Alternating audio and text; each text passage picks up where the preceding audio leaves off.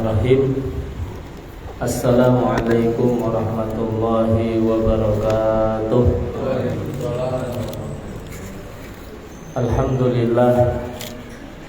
Alhamdulillahi rabbil alamin. Wassalatu wassalamu ala asrafil anbiya wal mursalin Sayyidina wa maulana Muhammadin wa ala alihi wa sahbihi ajma'in. Asyhadu an la ilaha illallah wahdahu la syarika lah wa asyhadu anna sayyidana Muhammadan abduhu wa rasuluh la nabiyya wa la rasula ba'dah.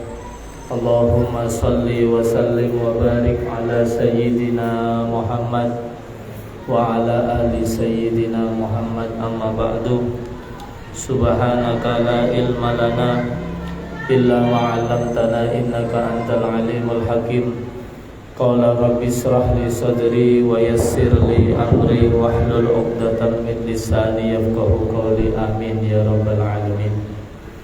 Mari sama-sama kita awali dengan doa wal majlis. Bismillahirrahmanirrahim. Allahumma inni a'udzu bika an adilla aw udalla aw azilla aw uzalla aw adlima aw udlama aw ajhala aw yujhala alayya. Rabbi zidni ilman wa wassi'li fi rizqi wa barik li fima razaqtani mahmud waj'alni wajihan fid dunya wal akhirah wa minal muqarrabin ya kasiran nawal ya hasanal fi'al ya qaiman bila zawal ya mubti'an bila misal. Falakal hamdu walakal minna walakal syarafu ala kulli hal. Wa sallallahu ala sayyidina Muhammadin walhamdulillahi rabbil alamin. Alhamdulillah, bersyukur kita kepada Allah karena nikmatnya Allah tidak pernah berhenti kepada kita. Maka kita pun selalu berusaha untuk mensyukuri akan nikmat-nikmat Allah, terutama nikmat kita bisa beribadah, nikmat kita bisa duduk di tempat yang mulia. Mudah-mudahan hidup kita dimuliakan oleh Allah Subhanahu wa ta'ala. Sebuah kenikmatan terbesar ketika kita bisa duduk di dalam majelis, karena sebagaimana hadis Nabi sallallahu alaihi wasallam, may yuridillahu bihi khairan yufaqihu fid din. Siapa orangnya yang dikehendaki oleh Allah menjadi orang yang baik, baik di dunia juga baik akhiratnya, maka ciri-cirinya adalah yufaqihu fiddin.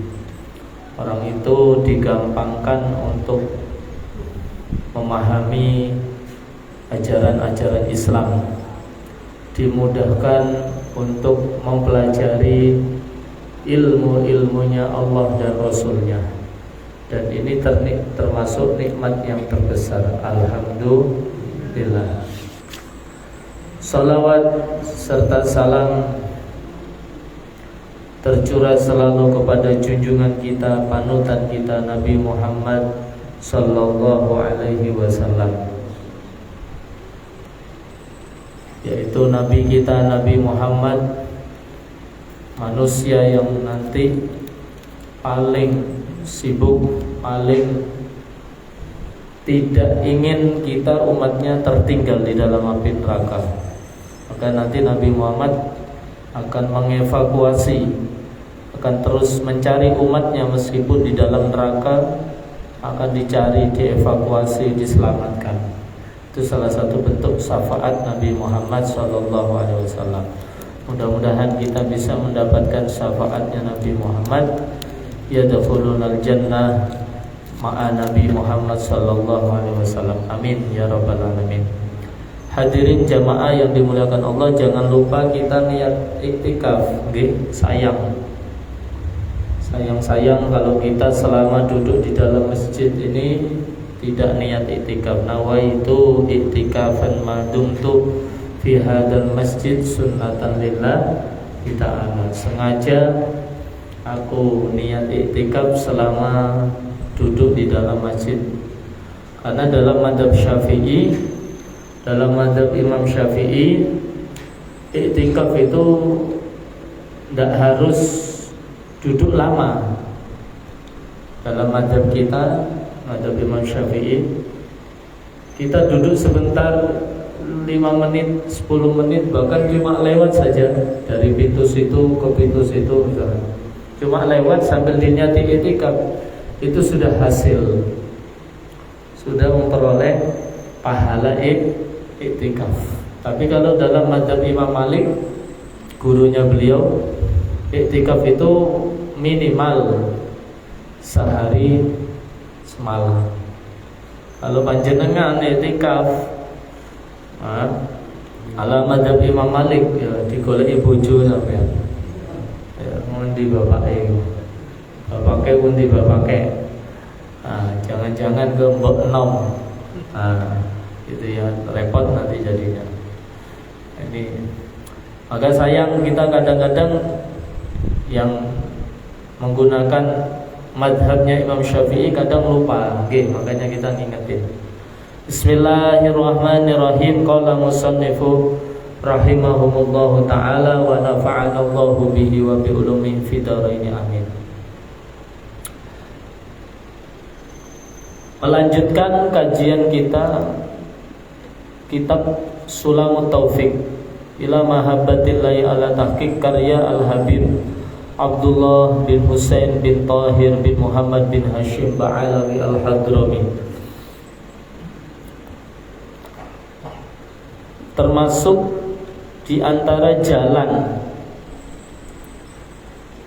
pintu-pintu yang menyebabkan orang itu murtad adalah melalui i'tiqad, keyakinan yang keliru. Misal ragu, bahkan mengingkari di dalam hatinya tentang sahabat Sayyidina Abu Bakar As-Siddiq radhiyallahu ta'ala anhu. Au risalah wahidin minar rasul, atau mengingkari risalah terutusnya satu daripada rasul-rasulnya Allah Subhanahu wa taala yang mujma'un ala risalatihi, yang sudah disepakati. Mujma'un alaih itu berarti yang sudah disepakati oleh para ulama, tidak ada khilaf.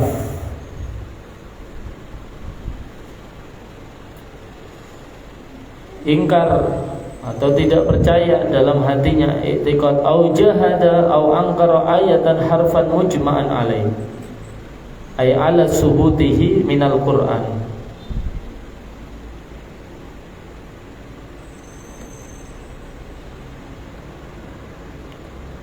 Atau mengingkari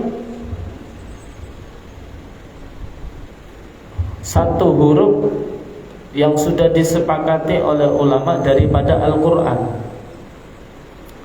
Misal, dia tidak percaya dengan bismillah, dengan babnya bismillah lah, satu huruf. Padahal bismillah itu termasuk daripada Al-Quran dalam surat An-Naml. Ya, bismillah itu termasuk daripada Al-Quran. Terkait bismillah itu termasuk bagian dari Fatihah, nah itu ulama berbeda pendapat. Apakah bismillah itu termasuk bagian dari suratul Fatihah? Itu ulama beda pendapat. Tapi kalau bismillah itu ada di salah satu ayat daripada Al-Quran, itu ulama sepakat bismillahirrahmanirrahim itu termasuk daripada Al-Quran. Ya. Tapi yang berbeda pendapat itu adalah bismillahnya Fatihah. Dalam madzhab Imam Syafi'i, bismillah itu termasuk daripada suratul Fatihah. Maka kalau ada orang sholat yang bermadzhab Syafi'i tidak membaca bismillah, maka dipastikan sholatnya tidak sah, karena Fatihahnya tidak membaca bismillah. Tapi madhab yang lain tidak, bismillah bukan termasuk Fatihah. Itu khilafnya bismillah kalau di dalam suratul Fatihah. Tapi kalau bismillah di dalam surat An-Naml, di tengah-tengahnya, wa innahu min bismillahirrahmanirrahim, itu bismillah termasuk daripada ayat Al-Quran. Nah, ini ulama sepakat. Kalau ada orang ragu dengan bismillah, baknya bismillah satu huruf saja, maka kufur dia. Tapi kalau dia tidak meyakini bismillah itu bukan daripada Fatihah, nah itu ulama beda pendapat. Ini kalau di dalam Fatihah, Al-Fatihah. Bisa ditangkap ya? Nah, kalau ada orang jahada, ingkar dengan ayat satu huruf yang mujma'an alai, yang sudah disepakati minal Quran, ya. Auzada, atau menambahkan harfan, satu huruf, fihi, di dalam Al-Quran, mujma'an ala nafihi mu'taqidan annahu minhu. Atau ada orang menambahkan satu huruf di dalam Al-Quran yang sudah disepakati tidak adanya huruf tersebut, tapi dia masih meyakini, oh ini termasuk huruf dalam Quran. Padahal ulama sudah mujma'an alaih, sudah sepakat kalau ini satu huruf ini bukan Al-Quran, sampean aja yang nambahin. Nah, ini juga mengkhawatirkan. Au kadzaba, atau kadzaba, berbohong, tidak percaya, rasulan, au kadzaba rasulan au naqsihi, atau dia berbuat curang, berbohong atas nama Rasul, au naqsihi, atau mengurangi, au asghara ismuhu, atau mengecilkan, meremehkan, because ditahkirihi, dengan tujuan mengecilkan, meremehkan, menghina Nabi Rasul, itu juga membahayakan, bisa kufur. Ini diantara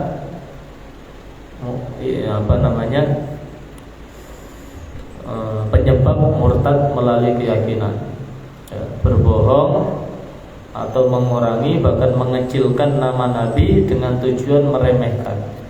Au jawaza, atau memperbolehkan adanya nabi, satu nabi setelah Nabi Muhammad sallallahu alaihi wasallam. Ya, jadi ini termasuk penyebab murtad melalui i'tiqad, keyakinan. Ada cerita ketika itu sahabat siapa, nanti bisa dicari, namanya Rajan bin. Jadi Nabi itu pernah duduk bersama sahabat gitu Pak. Kemudian Nabi bilang, gigi gerahamnya penduduk api neraka, penduduk neraka itu lebih besar daripada gunung Uhud. Gigi gerahamnya penduduk neraka itu lebih besar daripada gunung Uhud. Itu Nabi bilang di depan sahabat, ada di antara kalian ini. Sahabat itu takut Pak. Kata Nabi, gigi geraham penduduk apa? Neraka, berarti ahli neraka, itu lebih besar daripada gunung Uhud. Yang pernah haji umrah tahu gunung Uhud. Jadi penduduk neraka itu gigi gerahamnya lebih besar. Ada di antara kalian sahabat ketakutan, di antaranya sahabat Abu Hurairah. Jadi yang hadir waktu itu banyak. Dari masing-masing mereka wafat husnul khotimah, wafat di medan perang, wafat jihad di jalan Allah. Tinggal 2 sahabat waktu itu, sahabat Abu Hurairah sama Rajan bin Sabar. Itu sahabat Abu Hurairah tidak bisa tidur, makan tidak nyaman, jangan-jangan saya. Karena sahabat Rajan bin Atfan ini, kalau tidak salah namanya, itu hafal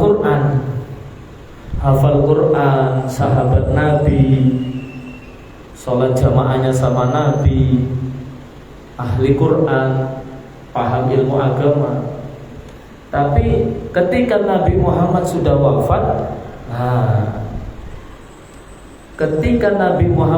wafat, ini sahabat tadi, kan tinggal 2 tadi, Abu Hurairah sama tadi sahabat Rajan kalau tidak salah, Rajan bin sampai itu lupa saya. Itu setelah Nabi wafat, dia Musailamah Al-Kadzab. Siapa Musailamah Al-Kadzab itu, Pak? Orang yang mengaku menjadi nabi, itu tambah menjadi-jadi. Kan tidak ada nabi setelah Nabi Muhammad.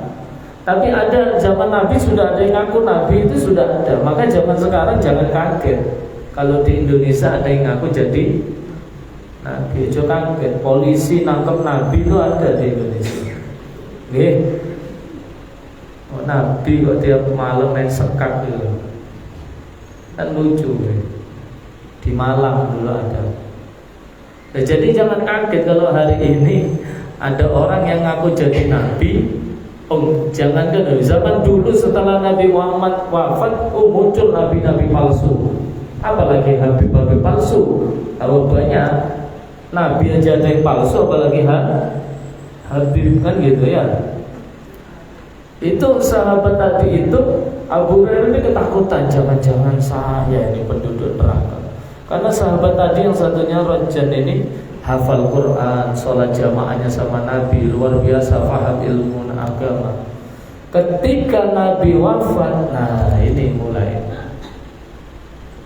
penduduk Yamamah ini mulai mau mengakui kalau Musailamah Al-Kadzab ini seorang nabi. Akhirnya sahabat ini tadi, masa Khalifah Sayyidina Abu Bakar, minta izin, saya akan mendatangi Musailamah Al-Kadzab. Kata sahabat tadi ini, saya akan mendakwai Musailamah Al-Kadzab. Begitu sampai sana, malah jadi pengikutnya. Ditawari sama Musailamah Al-Kadzab, kamu gini-gini, nanti kamu tak kasih harta, tak kasih kedudukan, tak kasih jabatan yang tinggi. Akhirnya sahabat ini tadi yang hafal Quran, paham ilmu agama, malah jadi pengikutnya Musailamah Al-Kadzab. Bahkan dalam riwayat itu, cerita tersebut lebih ngeri karena dia berkedok sebagai orang yang ahli ilmu agama dan pernah hidup di zaman Nabi. Mempengaruhi semuanya, dipengaruhi sama ini sahabat ini tadi. Ayo kamu percaya sama Musailamah Al-Kadzab, dia itu nabi, ada nabi setelah Nabi Muhammad. Saya yang hidup sama Nabi Muhammad, karena Nabi pernah bilang kayak gitu, ada nabi lagi. Kan lebih ngeri ya. Begitu puncaknya terjadilah perang. Zaman Sayyidina Abu Bakar sudah memerangi pengikutnya Musailamah ini. Ketika di padang pasir, disinilah Abu Hurairah lega. Abu Hurairah bersama Sayyidina Abu Bakar dari golongan kaum muslimin. Sahabat tadi yang Rajan bin Atfan itu bersama orang-orang yang pengikut nabi palsu yang bernama Musailamah Al-Kadzab. Di situ Abu Hurairah, ini yang dinamakan nabi, penduduk gigi geraham, penduduk neraka itu lebih besar dari gunung Uhud. Nabi ngomong gitu tuh di hadapan sahabat. Ada di antara kalian yang nanti gigi gerahamnya penduduk ahli neraka lebih besar daripada gunung Uhud ada di antara kalian. Yang lainnya sudah wafat, syuhada, syahid di jalan Allah. Tinggal 2 sahabat ini. Abu Hurairah ketakutan. Nah ini yang paham ilmu agama aja, yang hidup sama Nabi aja ngeri Pak. Tidak ada jaminan bisa selamat. Maka kita belajar kitab Sulamut Taufik ini supaya kita khawatir, takut jangan-jangan iman kita dicabut sama Allah. Makanya kita doa terus itu kan dalam Fatihah, ihdinas siratal mustaqim. Bukan kita belum dapat hidayah, kita minta supaya istiqomah. Ihdinas siratal mustaqim, siratal ladzina an'amta 'alaihim ghairil maghdubi 'alaihim waladdallin. Nah, ini jadi istiqomah itu penting. Ya. Sama siapa kita biar bisa istiqomah? Ya duduklah sama orang-orang soleh, kumpul bergabung dengan jamaah komunitas orang-orang soleh. Itu salah satu cara supaya kita bisa istiqomah. Ya. Jadi luar biasa bagaimana para habaib kita juga. Pengarang Ratibul Atos Al-Habib Umar bin Abdurrahman Al-Atos pun beliau selalu menangis kalau malam. Al-Habib Umar bin Abdurrahman Al-Atos, pengarang Ratibul Atos itu, kalau malam ketika qiyamul lail selalu baca doa Allahumma hdini fiman hadayta. Nangis sampai subuh doa itu. Saking khawatir, karena yang dikhawatirkan para nabi, para rasul, para wali, kekasihnya Allah ya ini. Jangan-jangan nanti, kan intinya hidup kita ini kan di akhir nanti ya. Kita ini meninggalnya membawa iman atau tidak, intinya kan di situ. Sekarang kita mungkin masih sholat ibadah, nanti jangan-jangan naudzubillah min dzalik kita berlindung kepada Allah. Mudah-mudahan wafatnya, meninggalnya kita, berpisah antara jasad dan ruh keluar dari dunia, mudah-mudahan membawa iman dan Islam. Amin Allahumma. Ini penting makanya. Kenapa disebutkan ini? Ya supaya kita khawatir, selalu takut, mudah-mudahan amal kita diterima sama Allah. Makanya setelah salam-salam keliling, taqabbalallahu minkum minna wa minkum taqabbal. Khawatir, ya Allah, mudah-mudahan Kau terima ibadah sholat maghrib, sholat isya kami. Kan gitu, nggih. Nah, ini penting. Sahabat pun gitu. Selesai Ramadan puasa 1 bulan, bukan kayak kita kan pede.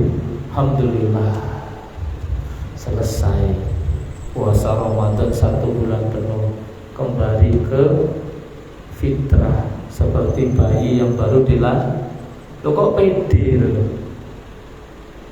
Artinya Idul Fitri itu kembali boleh sarapan pagi, bukan kembali suci. Tidak, sahabat itu bahasa Arabnya Idul Fitri, futur, sarapan pagi. Makanya 1 Syawal itu tidak boleh puasa karena haram. Jadi Idul Fitri kembali, fitri sarapan pagi. Sahabat itu takut. Selepas keluar dari Ramadan itu takut sahabat. Jangan-jangan puasa kita, qiyamul lail kita, bacaan Quran kita, sedekah kita sahabat. Makanya ketika 1 Syawal selalu berdoa taqabbalallahu minna wa minkum siyamana wa siyamakum.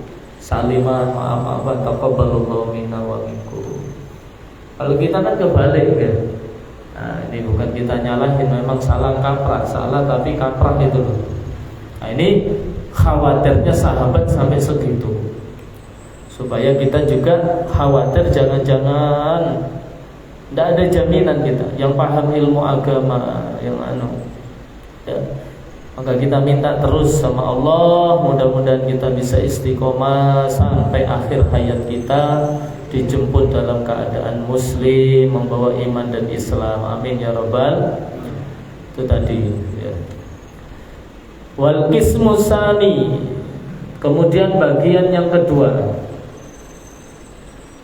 jadi jangan sampai tadi mendustakan seorang utusan, ya tidak percaya dengan utusan Nabi seorang, atau mengurangi, menganggap Nabi Rasul itu punya aib, punya kekurangan, atau mengucapkan sesuatu yang bikin Nabi itu diremehkan. Itu tidak boleh.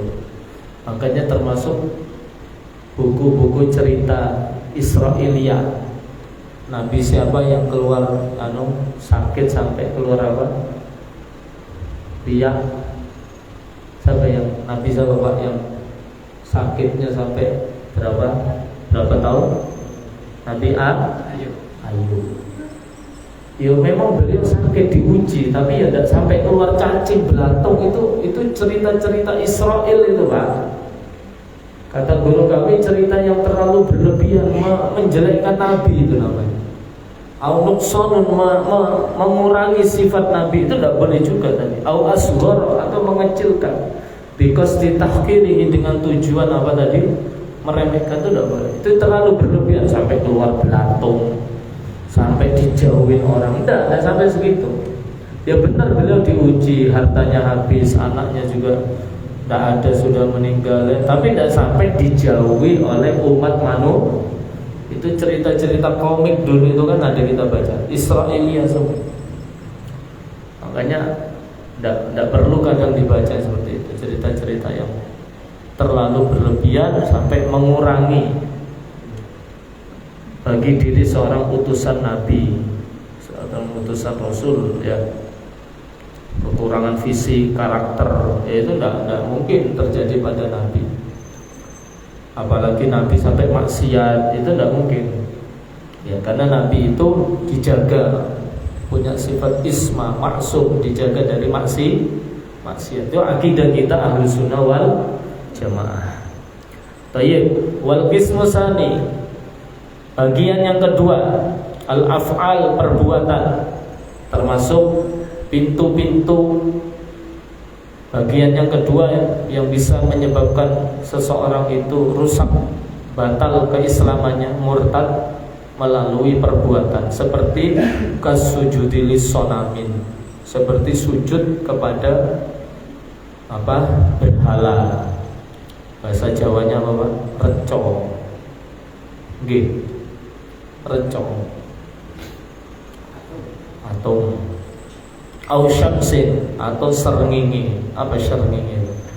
Matahari. Orang Jawa yang lawas-lawas masa tidak ngerti. Saya pun kalau tidak mondok di Jawa ya tidak paham. Karena kiai kalau maknai kitab itu pakai bahasa Jawa kuno. Au syamsin, atau serngingi, matahari.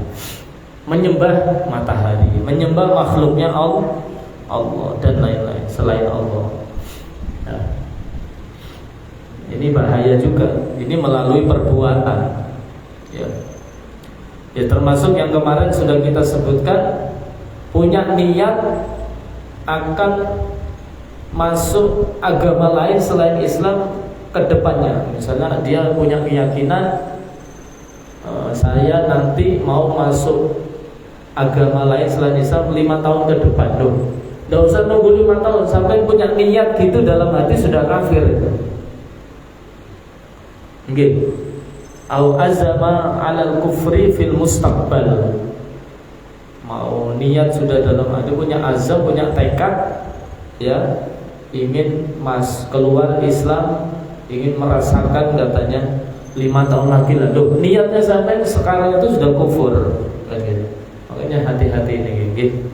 Nah, apalagi kalau yang kedua dilakukan sudah niat, terus dia melalui perbuatan nyembah berhala, patung, atau makhluk-makhluk ciptaan Allah Subhanahu wa ta'ala. Ini malah double murtadnya.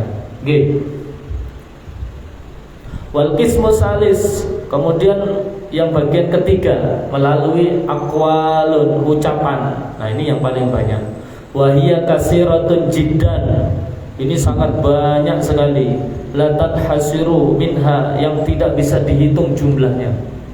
Minha, diantaranya ayyaqula lil muslimin, ada orang muslim bilang sama saudaranya, kafir.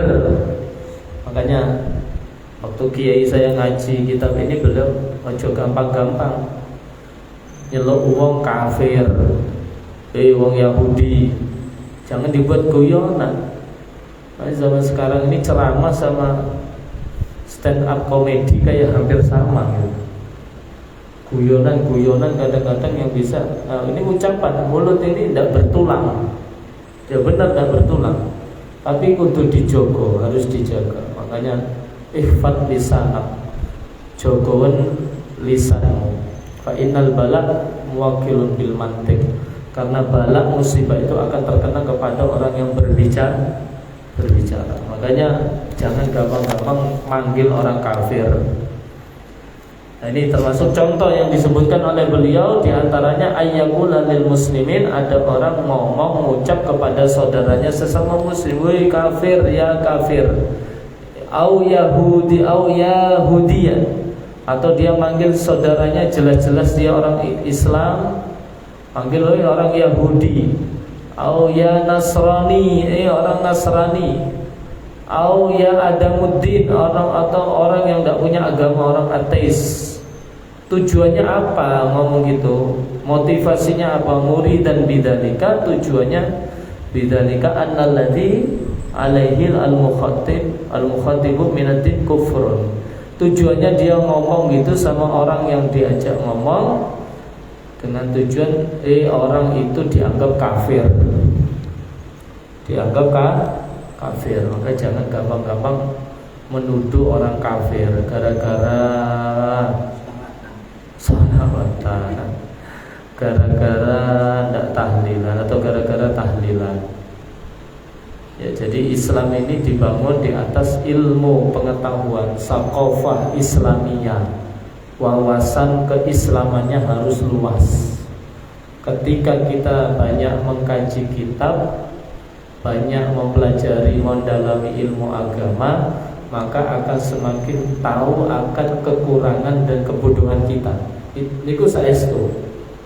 Semakin kita mondok, semakin kita rajin belajar di majelis taklim dengan guru ini, Habib ini, semakin ngerti akan ilmu agama, semakin tahu akan kekurangan kita. Oh, ternyata dulu keliru. Tapi kalau yang dikaji cuma satu kitab, ya akhirnya kolot. Pokoknya pendapat ini pokoknya. Nah, ini repot kalau sudah pokoknya. Tidak bisa diajak musyawarah. Tidak bisa diajak musyawarah rapat, tidak bisa. Kalau mau kita orang NU, orang Muhammadiyah, apa namanya, Al-Irsyad, LDI-nya apa, kalau kolot, pokoknya pendapat guru saya, pendapat organisasi saya, ini repot sudah. Gitu. Kata-kata pokoknya itu harus dihilangkan dalam diri kita. Egoisme dalam organisasi pun harus ditanggalkan ketika kita hidup bermasyarakat, lebih-lebih jadi pemimpin, ngayomi masyarakat. Nah, jangan gara-gara beda pemahaman sampai masuk ke ranah akidah. Gara-gara tahlilan sampai 7 hari. Takziah itu kan cuma 3 hari aslinya, Pak. Tahlilan. Selebihnya anaknya yang berhak untuk mendoakannya. Tapi kalau ada tetangga mau bantu doain ya gak apa-apa gitu. Ya. Jadi takziah itu kan sampai 3 hari. Nah, jangan gara-gara beda pemahaman sampai bilang kafir. Oh, dia kerjanya memang humas, harus mengayomi semua agama. Misalnya kerjanya di Kemenang, bagian humas. Kemenang itu bukan ngurusi orang Islam toh, Pak. Kemenang itu ngurusi semua agama, kan gitu. Masuk ke sini, masuk tempat ibadah, terus kita vonis, tidak boleh. Nanti dulu. Jadi jangan gampang-gampang. Nah, kalau di sini dia memang tujuannya ingin mengatakan kepada orang yang diajak berbicara bahwasanya dia itu orang tidak punya agama, kufur, atau menuduh kufur, Yahudi atau Nasrani, atau laisa bidin, atau orang yang tidak punya agama, ya ateis. Nah, ini juga tidak boleh. Ucapan-ucapan kayak gini ini jangan-jangan nanti kembali kepada diri kita sendiri, menjadi bumerang ya. Makanya di sini di syarahnya kita tidak boleh gampang-gampang menuduh ya, menuduh orang kafir ya. Sekarang kan banyak ya bermunculan itu ya. Ya, banyak bermunculan orang menuduh kafir terhadap sesama dengan maksud atau tujuan alasan yang macam-macam, beraneka ragam. Ada yang menuduh kayak apa itu? Kalau zaman sekarang kan ada ya, bahkan di radio, bahkan di atas mimbar, gara-gara ziarah kubur,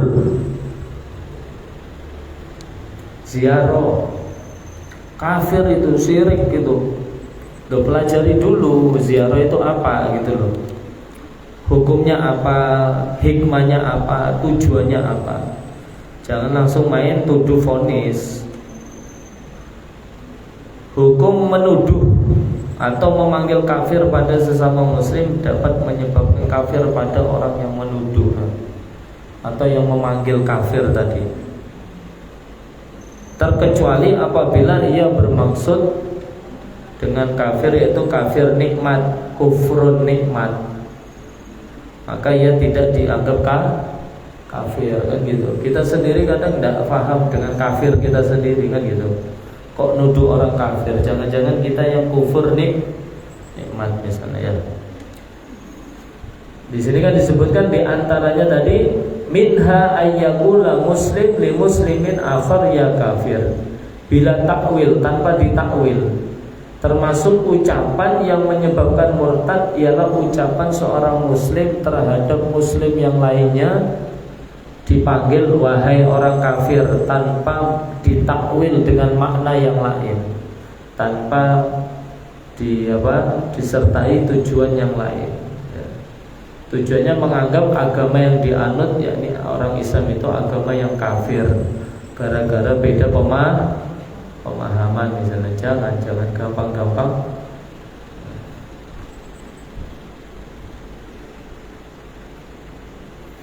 menganggap kafir. Sarahnya sini banyak penjelasannya ya. Banyak ungkapan-ungkapan yang kadang-kadang kita sendiri tidak sadar ya. Nanti terakhir setelah bab kafir ini ada bagaimana cara taubatnya ya, nanti itu.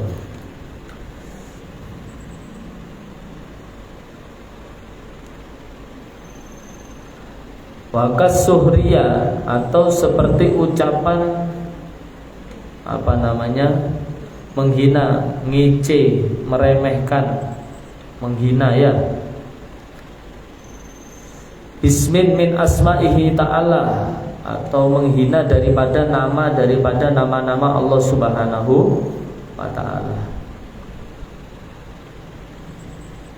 atau menghina janji-janji Allah atau ancaman-ancaman Allah ya. Oh, saya tidak takut misalnya dengan ancaman Allah. Oh, saya tidak percaya dengan surga, pahala, ancaman neraka. Mimman la yakhfa alaihi nisbatun dzalika ya. Yang sudah tidak samar lagi hal tersebut ya, yang disandarkan kepada Allah Subhanahu wa taala. Atau ucapan seperti ini, wa ka'ayyaqula law amarani Allah taala bikada lam af'alhu. Atau ada orang ngomong, Pak, ini kan murtad melalui ucapan tadi ya, banyak sekali disebutkan semuanya. Atau ada orang ngomong seumpama Allah Subhanahu wa ta'ala itu merintahkan kepadaku, maka saya tidak akan ngelakuin. Ngapain? Bikin capek. Tuh ngomong kayak gitu tuh bahaya, hati-hati. Jangankan dia menganggap kufur, menganggap dosa aja enggak ya. Ya, maka kita sekarang yang ngaji ini udah paham ya, berarti kudu harus hati-hati. Atau ucapan kayak gini, aulau sorat kiblatan fi jihati kada ma sholaitu ilaiha. Seumpama nih kiblat ini dipindahkan arahnya, bukan ke arah mana? Ka'bah, ke Saudi, pindah ke arah mana gitu, maka saya tidak akan pernah sholat. Ya. Ya, ngomong kayak gitu loh, ngapain ya tujuannya ya? Ini dicontohkan oleh beliau. Berarti kan ada ya. Atau ucapan lau a'tani Allahul jannah ma dakhaltuha mustakhifan au mudhiran lil inad. Atau ucapan seperti ini Pak, para hadirin. Ada orang ngomong seumpama Allah a'tani Allah, seumpama Allah memberiku surga, al-jannah atau surga, ma dakhaltuha, saya tidak akan masuk. Loh, tujuannya ngomong gitu itu semua tadi mustakhifan, meremehkan, au mudhiran lil inad, atau menampakkan akan ketidaksukaan, menampakkan akan menolak ya. Ini juga menyebabkan murtad ya. Wa ka'ayyakula law akhadiyallahu bitarkis salat ma'aman ana fihi minal marid dolamani. Atau ada orang ngomong kayak gini, seumpama ada orang ngomong, seumpama Allah mengambilku, aku dicabut nyawanya, diambil, disebabkan gara-gara aku meninggalkan sholat, padahal aku sakit. Sungguh Allah berbuat dolim kepadaku, dolamani. Ini omongan kayak gini nih kan dicontohkan oleh Al-Habib Abdullah bin Husain bin Thahir ini juga membahayakan ya. Maka ya tidak usah macam-macam ya. Kadang-kadang kan orang-orang awam gitu nggih. Oh, Gusti Allah mboten adil. Kan gitu kadang-kadang nggih. Gitu nggih. Nek wong awam ya mungkin karena tidak tahu ya tidak apa, tapi sekarang tidak ada alasan untuk tidak ngaji tuh. Nah, nanti banyak contoh-contoh ucapan di sini Pak ya. Banyak sekali ya. Sampai selembar lebih ini. Ya, dikit-dikit aja nggih. Yang penting paham. Paham toh? Yang betul paham kalau tak paham dhewe. Ini pahamnya mulai siang nih Pak. Ambil nunggu air tadi. Wallahu a'lam bis shawab.